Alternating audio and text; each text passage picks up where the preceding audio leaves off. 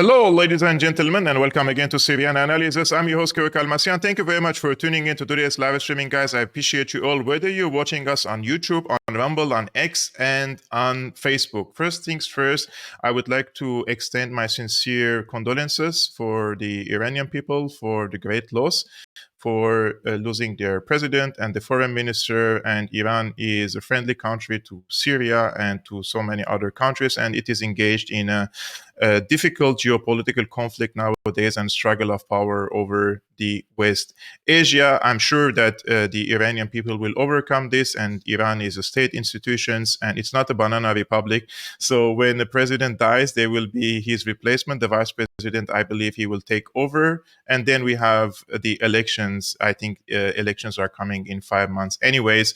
So it's not like what many of the talking heads are preaching, that this will lead into the crumbling of the regime in Tehran and change in the foreign policy. I think Tehran has major headlines, and whoever is the president, those major headlines will be untouched. However, today we are going to address a few important topics in Europe, between NATO, the European Union, and Russia, one of which in Ukraine, the other is in Georgia. And there are many sensitive issues that we have to touch upon today with Andrei Martyanov. He's an expert on Russian military and naval issues and author of 4 books. The last one, which is coming probably in 2 months, America's Final War. All the relevant links, guys, are in the description below. Andrei, thank you so much for coming again to Syriana Analysis. I think you alone, you can feel this live streaming for the next 45, 50 minutes. Your knowledge is very appreciated. And you have been called many times in the live chats that please call Andrei back, because this topic is very important and they would like to hear your opinion on this. So thank you so much. Pleasure being here, Kimon. Andrei, I've been following what's happening in Ukraine since 2014, but since the eruption of the hot war, let's say in 2022, there was immense pressure, diplomatic pressure, legal pressure, military pressure also on Russia, not only on Ukraine. One of which was the decision of the ICC to issue arrest warrant against Vladimir Putin, the president of Russia. And today, we learned that the chief prosecutor of the ICC is saying that he is seeking to issue arrest warrants for Netanyahu, the Prime Minister of Israel, and the Defense Minister of Israel, Gallant, for war crimes and crimes against humanity. The first question that comes to my mind is why it took the ICC too long to start the procedure, the application for issuing arrest warrants against the Israeli officials in this regard, and how is this case different from the arrest warrant against Putin? Specialist in international judiciary, so to speak. But ICC is, as any bureaucracy, it seeks the means for its own existence. It's sort of like self-leaking ice cream cone.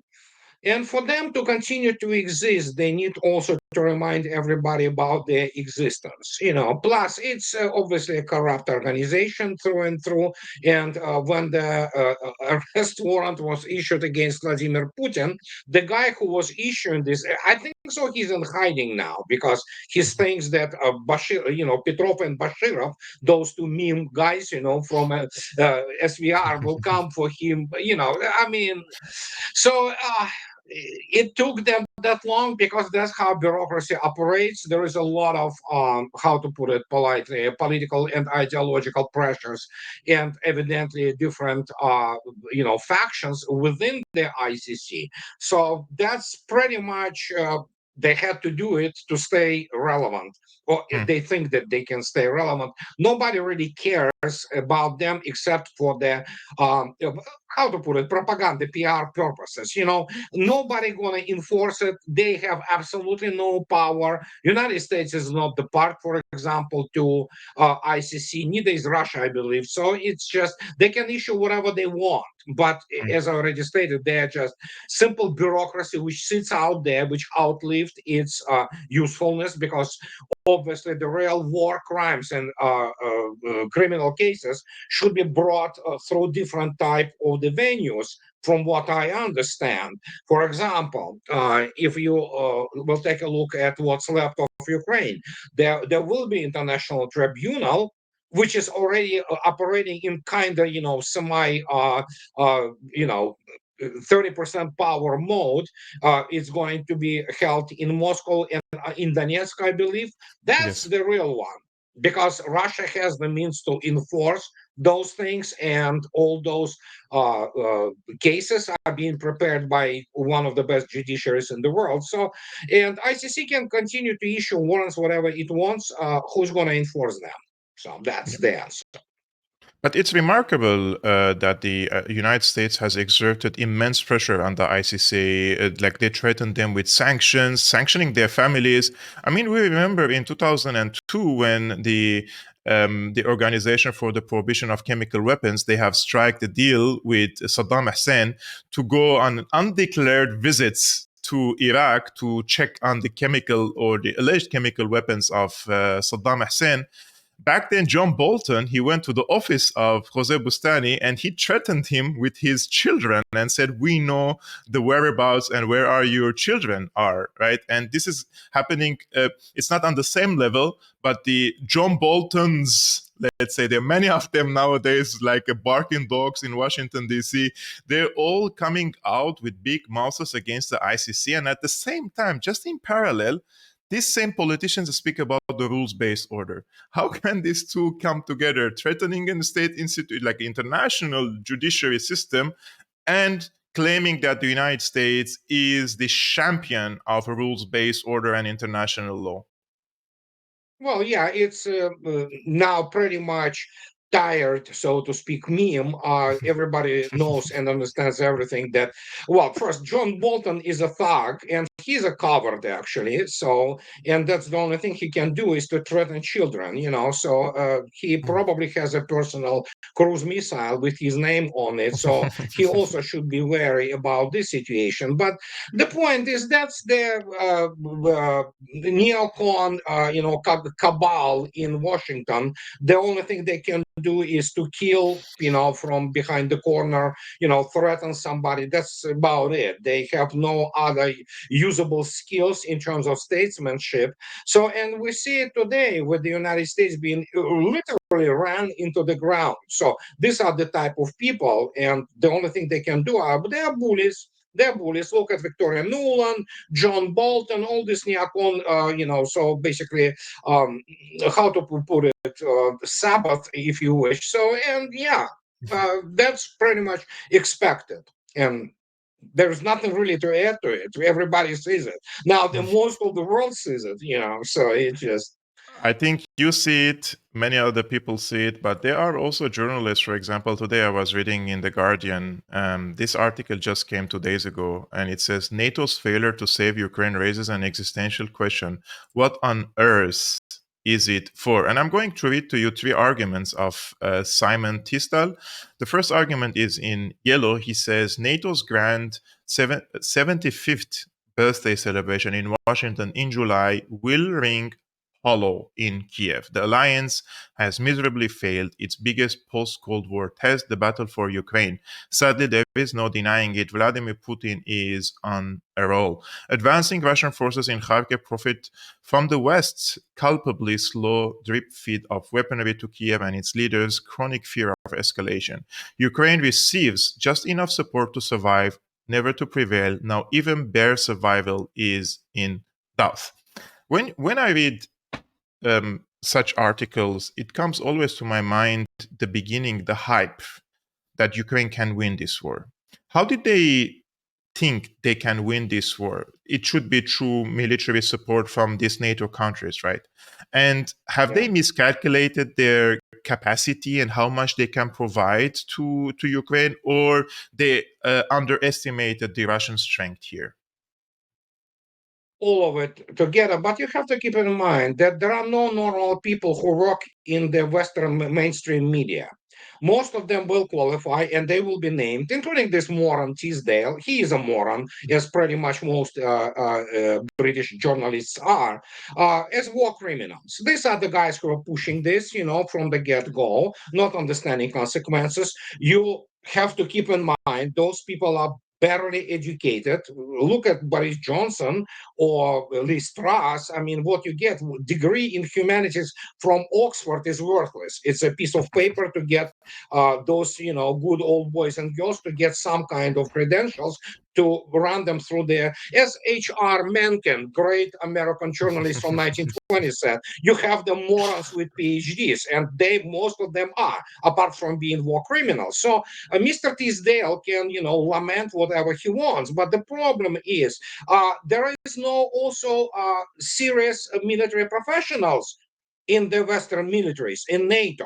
These are the guys who are brought up with this, mythology of the Gulf War 1.0. They thought that because they beat, the 5-year-old child in the sandbox, after the half a year of preparation, it makes them really powerful. The reality, of course, they do not even understand what modern economy is because they are uneducated. They measure it by the means of the capitalization and market indices. And when you look at this, look at Great Britain, for example, it's the economic chihuahua. It's dwarf. Remove Rolls-Royce and a couple of other things. What's left? It's a third world country. Well, with the exception of English Premier League, they managed to pump a lot of money in it, for a while. But other than that, look, London is pardon me, it's a crap hole with except for the touristy places. And so very many, British cities, it is primarily run now by all kinds of the, they called it Asian, but there are Pakistanis, Indians. There's very few real, British people left, in those places. So when you look at this, what do you expect from them? They live in the alternative reality, always did. They never understood, for example, economy, and least of all, they do not understand warfare. I read and followed the RUSI, Royal United Service Institute. It's a circus. I mean, these are people who, again, listen, look at Sandhurst. You cannot prepare a good officer in 44 weeks, okay? Everything just imploding on them, like this proverbial Trident D5, which they tried to launch recently, which almost killed the Minister of Defense of United Kingdom. That's what they are. And so are their journalists. Look at the Financial Times of the economists. Those amateurs who are there, we are looking at the complete implosion of the intellectual level of the Western civilization. Like Glenn Deason did a couple of days ago, the video, which is saying, why the West is so dumb? Well, they are dumb. We are living in the first phase of the idiocracy. There's a great movie, it's became the documentary. And that's what Mr. Tisdale, lamenting now, because obviously you don't start war without understanding the nature of the war, who your enemy is, and what you are yourself. I don't want to use the Sun Tzu's, famous, one-liner because it's beaten to death now, But there you go. We see the result. Andrei, when they started speaking of sending the Leopards from Germany to Ukraine, and I met with a German journalist, and he works for the mainstream media. And from the conversation, I only asked one question, and that was, if this Leopard tank was hit and damaged, how are the Ukrainians going to repair it? Where are the factories and the logistics for repairing these tanks? They never thought about that. Like the Leopard was a very big hype, people were demonstrating in front of the chancellor's Yeah. house. And if you free the Leopards, then this is going to change the equations. Everything is about the hardware and not the fighter, and not about the fortification, and not artillery power, and not air superiority. There are so many elements in war that I am myself ignorant of. But when I followed the Syrian war, for example, and how the Russians were hunting the Leopards in Idlib, because the Turks used these tanks against the Syrian army, and this is not an invincible, let's say, weaponry. You can basically, just like any other equipment, you can destroy it. So there is this always journalistic hype, let's say, right? The journalists are creating emotions, sensations for the people to continue willing to fight against the Russian side. And why I'm showing this article, because it's very important to see how they are rationalizing this. For example, in green, he says, Ukraine is Europe's fight. It's freedom's global fight, Joe Biden says, a fight for democracy. Quote, our support cannot and will not falter. Britain is with you for as long as it takes, Rishi Sunak vows. Yet, on the ground, Ukraine is mostly left to fight alone. NATO should have intervened robustly to deter Russia's aggression right from the start, as repeatedly urged here.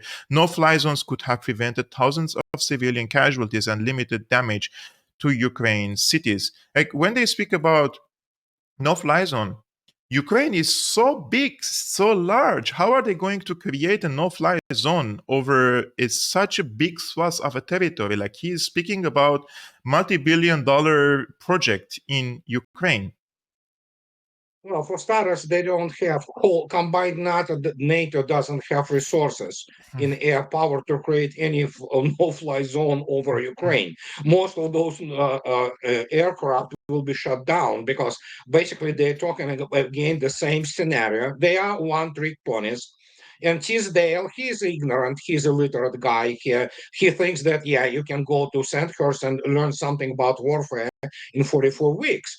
The point is the whole NATO, including U.S. Air Force, they have no experience and no resources to fight and to create any no-fly zone against the peer or better than peer power, such as Russia, with her Air Force and let alone air defense. But again, it's like explaining to the 6-year-old child the calculus. Can you explain differential equations to the child from the kindergarten? How you can explain to those bunch of morons who graduated from all those, supposedly elite British or for that matter, American humanities programs, and they have no clue about anything. And as I believe Jim Stoppard, is British dramaturgist and journalist himself, has stated that if you want to change the world, the best way to do it is to go for journalism degree. Well, guess Yes. what? They want to change the world without having even the minimal toolkit to do anything about this world. It's like me going out now and performing the open heart surgery. Guess how it's gonna end up? And when you look at the body of the so-called fourth estate, as they call it, the fourth power, which it is, granted it is utterly corrupted in the West and it's owned by oligarchs and the people who really have their own political agenda. All those media, look at this, all those economists. They have worthless degrees. They don't understand what they do except for the some whiteboard theories. They won't be able to run 7-Eleven store without bankrupting it within 2 months. And yet, these are the people who are in charge of decision making and shaping public opinion. Yes. Invite any Mr. Tisdale. I'm calling on them. Hey, give me Mr. Petraeus. I'll talk with him about, combined arms warfare. Look at this Institute for the Study of War. This is bunch of, you That's a have the joke. bunch of, it's a joke. And the American generals are a joke. They fought they lost all their wars. The maximum what they fought was actually high intensity police operations after the Gulf War, in Iraq and Afghanistan. We know how it all ended. The guys don't have even the winning record, yet they have audacity to go out and have this, coterie of the ignoramuses. I mean, take anybody from New York Times, from the Guardian, from the Times of London, take the military specialists, military experts. It's a kindergarten level. I remember one dude talking about how challengers, oh, yeah, I'm former tank commander. Dude, you haven't fought a real war in your life. So he said, challengers will slice through Russian defenses. Well, yeah, Russians blew out, couple of them, and they removed challengers immediately to the rear because it's embarrassing. Their TOE, table of organizational equipment, and their actually fighting doctrine are those which are stuck in the 1990s. Those people do not understand what modern war is because You know, they're technologically incompetent. yeah, since you mentioned this Institute for the Study of War, I've been following them since the Syrian War. And Mhm. it's like my problem is not with the conclusions. My problem is that how can these researchers keep their jobs one They're war not after researchers. another They're not when researchers. Yeah. yeah, they make predictions, big predictions about war and how the war discourse could develop, etc. in Syria. And they have been so wrong about Syria, but they presented themselves as a reputable think tank now in the Ukraine war. And the problem is these think tanks have become parallel weapon, let's say, in the hands of the establishment. They weaponize these think tanks instead of presenting concrete and objective studies for their decision makers to take the right decision. They have become a helping tool to the establishment to justify and rationalize the mistakes that are made Yeah. by the politicians, right?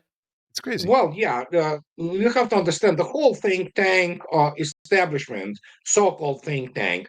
It's packed from RAND to this Institute of Study of War, so all kinds of the demagogues. Some of them with proper STEM background, for example, but majority of them, it doesn't matter who you are. If you operate on the garbage in, garbage out principle, they are there in making money. And that is why none of them have enough gonads to speak with the real professionals. My contacts in Russia, which are senior officers with the experience of the general staff level, and they laugh at them, but they don't understand it because they're only there for shaping public opinion. That they're nothing in the creating, nothing but creating the alternative reality. And when you look at those people, look at their researchers. Most of them they have degrees in political science. There is no Yeah. such thing as political science. It doesn't exist. It's all completely figment of imagination of those losers from London who in 19th century needed to somehow create credentialism machine. So these are degree meals. They go into Harvard, they go into Yale, they get nothing there or completely perverted picture on practically every issue of the world history, let alone the such complex issues as warfare. They go out, they get government jobs or go to the think tanks. And as a result, you have Mr. Petraeus. He failed everything what he ever did in his life, and yet he comes out as and he's presented as the professional military expert. He doesn't know the first thing. He doesn't know the first thing about Russia. Yeah. Neither does most of them. So it's just the way it is. You know, Andre, I myself studied a bachelor degree in international relations and diplomacy, and they continued master degree in political science. And now, if you ask me, I'm 36 years old, that was it worth it? I would tell you definitely not, because because first of all, what I studied in Syria, we studied American, let's say, educational system in the university, and Yeah, the books were all American, and they told us we have to think critically when we read the American books, etc. I mean, I learned some of the major, let's say, political and historical events there and how the organizations work. But all in all this information, you can learn it without going to the university. And yeah, all this, and I think that I enriched my geopolitical knowledge way more when I started speaking with people, experts like yourself, and like on podcasts or watching just podcasts compared to to the university. And I spent hell of a money. My father, let's say, he spent hell of a money on the university degrees, and then. I was able to pursue the same career that I'm doing today without that degree. I agree totally with you. I met with professors who studied in the biggest universities, and they were my teachers, they were my supervisors. And my impression was that the worst of the political analysts or those who can understand the conflicts are the professors, because they are prisoners of the books that they studied. Beyond the book, they are detached from the street. Yeah. They are detached from the actual factual developments happening on the ground. And one of which is this, for example, journalist that I was showing his arguments to you. And the last argument that he made here, he says, restrictions on Kiev's use of Western-made missiles to attack military bases and oil refineries inside Russia were and are self-defeating. NATO navies should have imposed defensive cordons around grain exporting Black Sea ports. Putin should be told where to shove his contemptible attempts at nuclear blackmail. Like, it's too late. It's too late even for this type of talk. I mean, attacking Russia from inside the Russian territories. The devastation on Ukraine is going to be double and triple. Every action is going to have a retaliation from the Russian side, and if you quantify the Russian military power and strength, Ukraine is not going to be able to sustain if the Russians decide to go like the Americans, carpet bomb the cities, for example, completely annihilate the No, Russia neighborhoods. will not do that. Yeah. No, Russia will not do that. But Mr. Tisdale is simply butthurt. He is obviously sour grapes because what he proposes, which first, as I already stated, NATO, least of all Britain, which is again third world country, is becoming third world country economically. So it's the fact that the guy suffers from the fact of him in his country becoming chuvavas and not being taken seriously. He can shove up all those money from the city, London City, wherever he wants. But what matters here is how much real economic and military power you have. And Britain is not even the player. And he now suffering from this, a syndrome of the beaten wife. And the point is that, yeah, if Britain wants to lose whatever their 1.5 frigates, which are still operational, to be sunk, he certainly can, continue to promote these ideas. The guy doesn't understand what he's dealing with because he is some moron from the degree mill in Oxford or somewhere else. As I already stated, normal people do not work for British mainstream media. They have no morals. I don't know how many, all kinds of the deviants and pedophiles. BBC was covering for this guy. What's his Jimmy Savile, I guess. It's still there. All of this, it's still there. Those are not normal people, not normal people in a human sense. So they do not understand what they're suggesting. The only thing they drive home are their frustrations. And United Kingdom is frustrated country because they used to be a great empire. Guess what? As I already stated, they are inconsequential militarily and economically, with the exception of, as I already stated, Rolls-Royce. Remove the Rolls-Royce engines, that will be a serious impact on the market of the commercial airlines. And other than that, I mean, what do they produce even? They And this cannot is put the freaking HMS Prince Wales out of the harbor. It either have the screw falling out or the main shaft bent and things of this nature. It's pathetic. yeah. They run their own minesweepers into each other. It's like, you look at this, good God.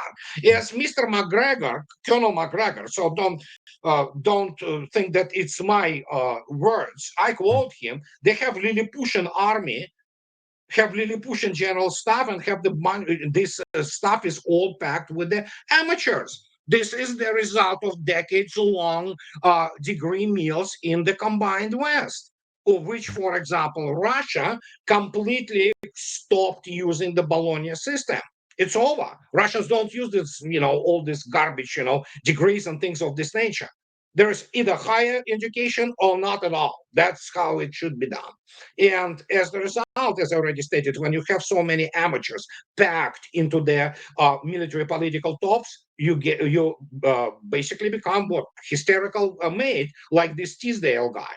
He just wet dreams about something which is not there, and that's dangerous. That's what I'm coming back to my point that many of them are war criminals. They would be judged as the Goebbelsonian propaganda. Fact Yes. is, Mr. Goebbels probably would love if he would have been alive and the Third Reich would still existed. He would love to actually hire most of the American and German and British journalists because they work only as the propaganda outlets.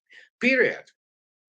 I remembered what Julian Assange said. Also, journalists are also war criminals, and he didn't mean all the journalists, but he meant the journalists who rationalize these wars. For example, this example that we are Yeah, speaking, it has consequences. These words have consequences. It is yeah, sending more Ukrainian young men, and I'm watching nowadays videos of young Ukrainian men or whoever young left in the Ukrainian armed forces.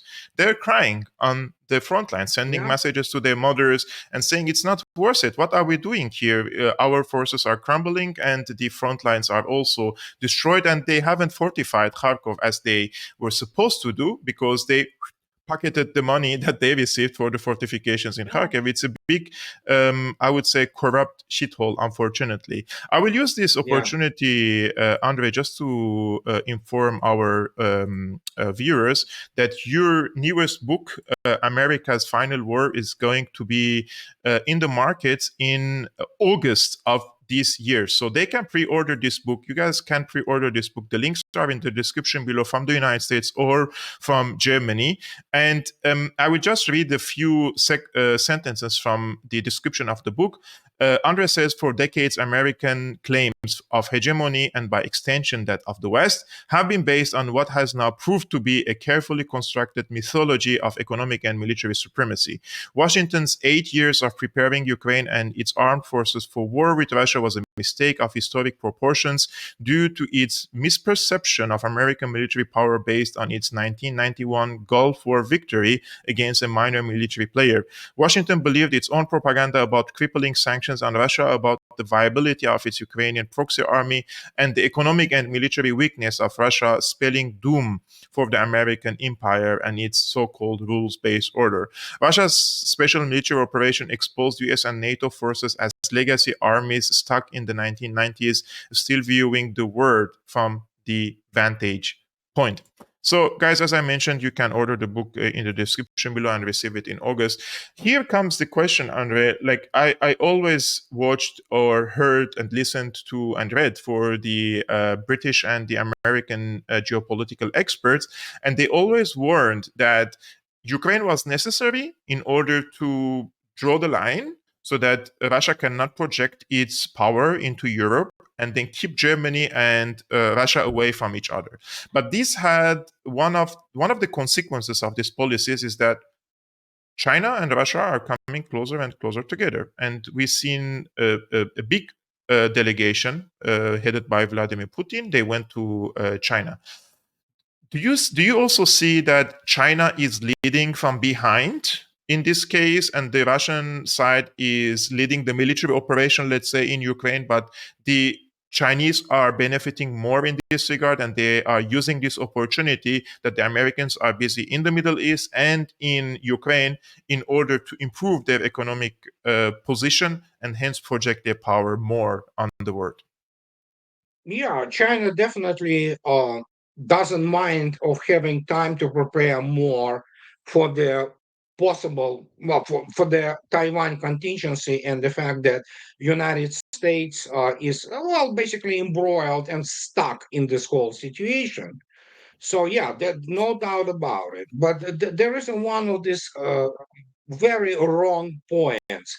There was this myth about, oh yeah, you marry Russian resources with German technology and voila, that's allegedly. Well, this was done by the same type of people who get their economics degrees from Harvard or Yale or whatever, and not understanding what actually Germany and Russia economically are and technologically. All this thing about German technology are a thing of the past. It's already in the last 20 years, it was very different. So in this case, technologically, Russia doesn't need Germany at all. And obviously, when you have again, there has to be understood one thing. There are three superpowers right now in the world, and I mean Hmm. genuine superpowers. This is Russia, China, and United States. United States is declining superpower. China and Russia are on the ascent, but there are three. Germany not even in the same league. And I actually part of my book, and previously I wrote on a number of occasions. Russian economy dwarfs that of Germany, and that's the problem which many people still cannot wrap their brains around because they obviously look at the monetary indices, but they don't understand what, for example, Russia produces 2.5 times more steel than Germany, and in terms of production of energy, Germany is like a midget compared to Russia. So, and that's where the whole situation should be clarified. Uh, China and Russia being the major Eurasian powers.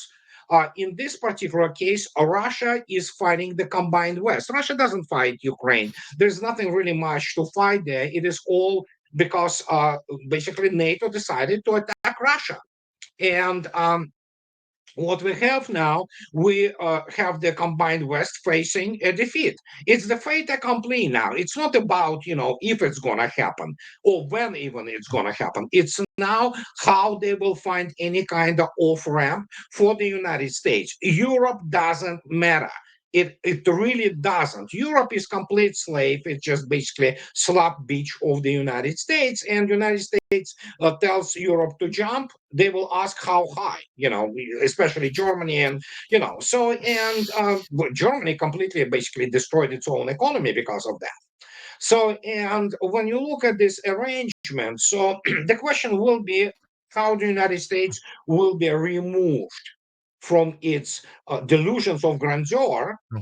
and placed into normal position where it can exist as just another great power, and obey by the normal, rules, new rules which will be established. United States obviously has the chance, or rather capability, to go completely, autarky on itself, but it's not going to survive like this. So that's the main arrangement. That's the main thing which is being decided right now in Ukraine. They didn't think that they didn't have plan. There are no real serious strategists. There are no real serious Russia specialists in the combined West. And yeah, they miscalculated so badly that we now can see the end of the 500-year hegemony which of the West. We do live in the world which was shaped by the combined West. Nobody argues with that. Nobody wants to, forego the great achievements of the Western civilization, which gave us so much. But what we have now, it's not the West. If you look attentively at Europe, it's a complete satanic ball, basically. In terms of the morals, it's a complete degeneracy. It's a Sodom, basically, and Gomorrah. And the same is happening with the United States. And that is the first marker of the declining civilizations. Russians know that. So do Chinese. But they're trying to still expand what they call the European values, what they call our way of life. For example, in Georgia nowadays, you see there is so much of a Yeah. backlash about this, what they call the foreign agent law. And I've been watching a reportage on the news agents, and the reporter was asking one of the protesters, and he says, "This is a civilizational war. The West has to do their job." So there are people who believe in the European dream, right? In Georgia, in Armenia, whether we agree with them or not, that's a different thing. But Europe has a marketing power, let's say, for their image. And I'm ethnic Armenian. And when I go to Armenia and you meet the younger generation, the Gen Z, for example, the dream is Europe, like Mhm. Russia and China aren't putting much effort in marketing their project compared to the Europeans. And once you join the European Union, then everything will be like Europe in your country. This is the dream that sold to the people. Well, Georgia is free to join European Union. It's all about NATO. So, as the same was actually stated for Ukraine, you want to join European Union, God bless, go right ahead. NATO, forget Mm. it. And the same goes for Georgia. I think so. The number of the non-governmental organization operating in Georgia is more than the whole population of Georgia. And the point is, Tbilisi is a shithole. So is Yerevan and all that. You have these people, youngsters, if they fall for this, hey, God bless, nobody cares what they do to their lives. They're gonna get screwed, as usually happens, after they get with the realities of the combined West. But there is a it's usually not pronounced that, because obviously we have to be humanitarians, have their, humility and sympathy to people. But you know what? If they want to destroy themselves, God bless, But there will be no NATO, period. And Georgia can do whatever it wants. Economically, it's absolutely insignificant. It's a pauper nation. It's poor like hell, So, and yeah, if they want to dream about Europe, God, yeah, let them go and live in Europe. The problem is, of course, as I already stated, it's all military political. It's not economic. And if they go with the European values, that's pretty much going to be it for both of them. Because they will essentially degenerate, will not reproduce, and will live in misery. They will live in poverty, as they do now. And that is why they have those ideations about European Union, because they look at the wrapper, so to speak, and the picture, not understanding what is behind it. And again, you have to look at also the collapse of education, collapse of the morality. So, and yeah, let them, so what can I say?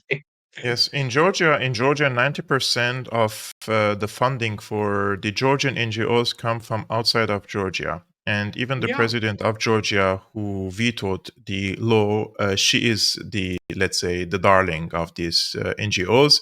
And she never stepped in Georgia until she was in her mid 30s, and she can barely speak Georgian. And she is vetoing it. And I think the parliament has the power to overturn her veto Yeah, they later. probably overrode. Yeah, they Yeah, and probably this is. overturn it. Mhm. And this is our article from the Politico. It's from March 13, 2023, and it says the European Union is working on a law that would force non-governmental groups, consultancies, and academic institutions to disclose any non-EU funding as part of a crackdown on foreign influence in the bloc. Three sources confirmed to Politico, and they say this is about the Russian funding of these organizations. If there are any organizations in the European Union receiving funds from Russia. I mean, similarly in Georgia, if there is such a law, and it will also expose the Russian influence and the Russian funding for these organizations, right? But the vast majority of them, they receive from the European Well, Union. They receive from. yeah, it's Western. Yeah, there's maybe some Russian, NGOs. Mm, Usually, it's primarily through culture, but yeah, overwhelming majority of those things are actually Western. So yeah, yeah. that's why there are so many protests. Yeah. One of the, let's say, sane countries in Europe is Hungary, and this is the ambassador of the United States to Hungary. He's criticizing Hungary, and he says Hungary's approach is not a proposal for peace; it's a proposal for capitulation. It was a pleasure to join the McCain Institute for blah blah blah. I will just play this video. Let's see what he has to say in this regard. On Russia, basically every way. So instead of diversifying off of Russian energy, Hungary is doubling down on Gazprom. Instead of pushing Russia out of Hungary, Hungary is inviting Russia in the form of Kremlin platforms, including the International Investment Bank, which the United States government under President Biden's leadership recently sanctioned to have it removed from Hungary.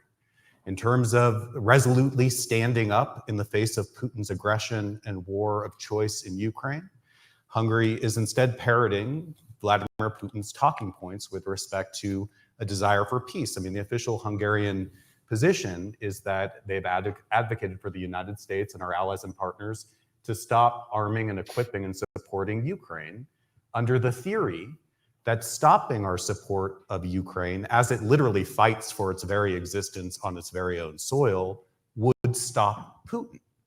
I mean, history shows the reverse is true. It's not a proposal for peace. It's a proposal for capitulation, and that's obviously not the approach of the United States, nor is it the approach of the Transatlantic Alliance. You know what strikes me? That they criticize the Hungarian government or country Hungary, but they don't show the alternative. What's the approach of the United States? What is your end goal? What is your strategy? How are you going to overcome these challenges in Ukraine? The Americans themselves do not have concrete plan. How are they going to defeat Russia? And what's the definition of defeating Russia? They don't say these things. We will support Ukraine as long as it takes. Okay, then what? Where is the end goal for it? As my good acquaintance, a very famous Russian political commentator and great economist, Alexander Rogers says, which is absolutely true. United States doesn't do strategy. They don't know how to do it. They do only business plans.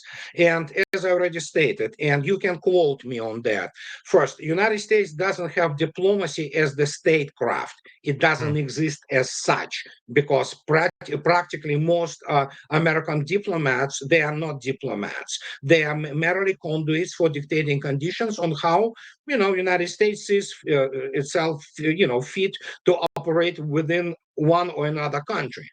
So that's the first thing, because obviously the guy who was talking there, the way even of his manner talking, it tells you that he's shallow as hell. He doesn't know what he's talking about. He's pretty much dictating the conditions, and that's one thing. And secondly, what strategy? Can anybody show me the strategist in Biden administration in State Department? Mr. Blinken, who he is, he's a lawyer, political scientist. Mr. Jake Sullivan, his national security advisor. When was the last time you had any national security advisor who was competent in anything? I'm not talking about H.R. McMaster, who, by the way, should have been, facing the tribunal, military tribunal, for the inhumane treatment of the Iraqi prisoners. But he was the only officer. The rest of it, if you look attentively at the national security advisors in the American administrations in the last many decades, starting from Zbigniew Brzezinski, who was professor from the whiteboard theorist, who was always wrong. But, that's the type of people. Now you have Jake Sullivan. Who the hell is this boy? His only, line in the resume which matters is he was the Hillary Clinton campaign manager. Wow. So the guy knows national security issues, I guess. Yeah.